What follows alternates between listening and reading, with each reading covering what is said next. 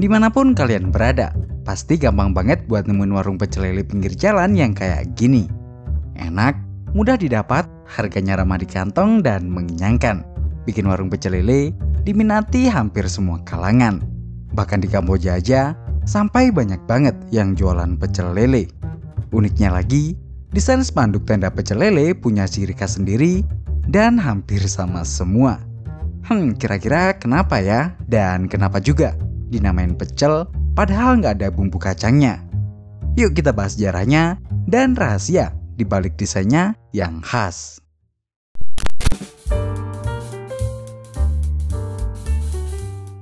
Selama ini mungkin kamu udah tahu kalau ada makanan yang namanya pecel.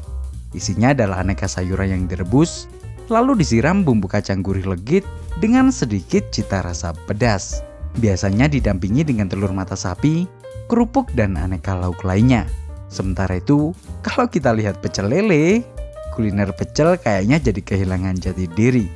Gak ada bumbu kacang dan gak ada sayuran rebus. Lalu kenapa kok dibilang pecel? Jadi gini, sekitar tahun 1970, pedagang soto Lamongan yang hijrah ke Jakarta mulai menambahkan menu lele komplit dengan nasi dan teman-temannya sebagai variasi menu di warungnya. Ada banyak sumber yang menjelaskan asal-muasal nama pecel lele. Salah satunya yang mungkin mendekati adalah dari bahasa Jawa Timuran. Di sana ada sebuah kosakata yaitu pecel. Artinya kurang lebih seperti memukul atau menumbuk sesuatu hingga hancur. Kata pecel ini merujuk sama ikan lele yang dipecel dulu sebelum akhirnya dibersihkan dan dibumbui. Nah, karena di luar Jawa Timur, kata pecel ini masih jarang didengar. Jadi ketika orang-orang membaca tulisan pecel di spanduk pecel lele, mereka membacanya jadi pecel. Dan akhirnya muncullah nama pecel lele ini. Nah, sekarang kita masuk ke menu utamanya. Kenapa spanduk pecel lele bisa sama semua?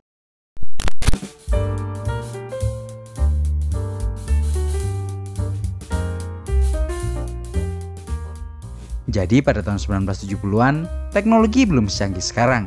Tempat percetakan dan jasa desain grafis pun juga belum ada. Hal inilah yang bikin para penjual pecel lele harus berkreasi sesuai kemampuan mereka. Banyak dari mereka yang akhirnya melukis sendiri tenda pecel lelenya. Hampir semua aspek desain yang ada di spanduk pecel lele sudah dipikirkan matang-matang agar sesuai dengan kebutuhan warung pecel lele yang lumayan spesifik. Bisa dibilang, tenda warung pecel lele ini udah mempertimbangkan UI UX jauh sebelum istilah ini populer di dunia desain dan teknologi. Warung pecel lele itu kan kebanyakan bukanya malam, dan biasanya warungnya harus dibongkar pasang. Jadi, spanduk pecel lele setidaknya harus memenuhi 3 kriteria ini. Pertama, kalau digulung-gulung nggak mudah rusak. Yang kedua, saat malam bisa kelihatan terang dan jelas, tapi tetap nggak bikin pengendara silau saat spanduknya tersorot lampu. Dan yang ketiga, menarik perhatian dan informatif, biar orang-orang tahu warung ini jualan apa aja. Nah, merujuk dari 3 kriteria ini, akhirnya para pedagang memilih untuk menggunakan bahan kain yang lentur dan tebal, sehingga kuat dan gak gampang robek kalau digulung atau ditarik-tarik saat bongkar pasang tenda. Selain itu, karena bahannya kain, cat yang digunakan untuk melukis spanduk juga gak gampang luntur serta terkikis. Bahan kain juga nggak bikin silau kalau tersorot lampu di malam hari. Jadi meskipun mereka menggunakan warna-warna stabilo, tetap aman. Oh iya, melukis spanduk dengan tangan juga lebih disukai dibanding teknik sablon, karena warna yang dihasilkan bisa lebih kaya, menarik, dan tahan lama. Apalagi biasanya kain yang digunakan untuk tenda itu kan panjang dan lebar. Jadi bakalan PR banget buat nyablonnya. Berkat tangan-tangan kreatif para penjual pecel lele inilah, akhirnya muncul desain khas yang menjelma menjadi pop culture di negara tercinta ini.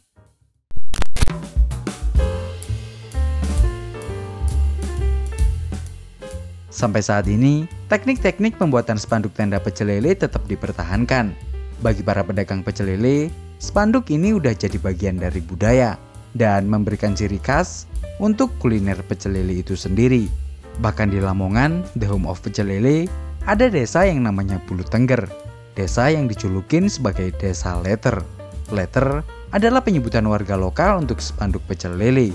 Di desa letter ini, setidaknya ada 19 sanggar pembuatan spanduk tulis. Dan karena pembuatannya masih manual, rata-rata satu buah spanduk bisa dikerjakan selama beberapa hari. tergantung ukuran dan tingkat kerumitannya. Hal ini dilakukan demi mempertahankan kualitasnya. Tapi meskipun demikian, spanduk pecel lele ini sebenarnya nggak mahal-mahal banget. Karena per meternya hanya dihargai sekitar 150.000 sampai 200.000 rupiah aja. Saking udah lekatnya dengan masyarakat Indonesia, saat ini desain spanduk pecel lele nggak cuma bisa ditemui di warung pecel lele aja. Kamu bahkan bisa memakai spanduk pecel lele ini dalam versi streetwear.